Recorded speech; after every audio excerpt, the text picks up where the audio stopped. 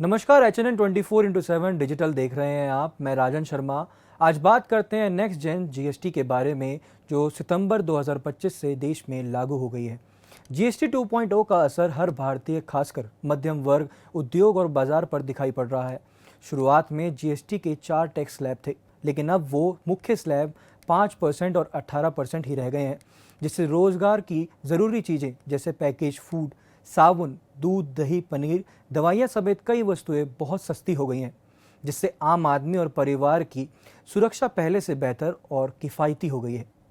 इस बदलाव से त्योहार के सीजन में टू व्हीलर्स, छोटी कारें, इलेक्ट्रॉनिक्स और किचन अप्लायंस की बिक्री बढ़ गई है, क्योंकि लोग पहले के मुकाबले कम कीमत पर ये सामान खरीद सकते हैं।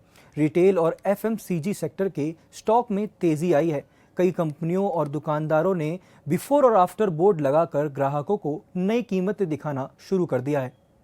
बाजार में बचत उत्सव के नाम से छूट वाले ऑफर्स चल रहे हैं, जिससे व्यापारी और ग्राहक दोनों खुश हैं।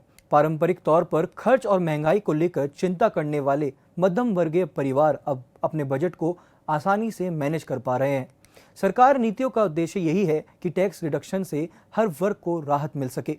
साथ ही कारोबारियों, एमएसएमई और छोटे उद्योगों के लिए टैक्स कंप्लायंस आसान हो जाए। डिजिटल रिटर्न, फास्ट रिफंड से कई नए ट्रेडर्स और व्यावसायिक संस्थाएं जीएसटी सिस्टम में आ गई हैं, जिससे वित्तीय समावेशन और औपचारीकरण बढ़ा है। इसका सीधा असर देश की ग्रोथ, रोजगार और उद्यम क्षेत्र पर दिखाई दे रहा है। बीमा और हेल्थ सेक्टर में टैक्स छूट के साथ अब से सेवाएं सभी के लिए सस्ती और सहज हो गई हैं, जो देश के आर्थिक और सामाजिक सुरक्षा के लिए बड़ा कदम है।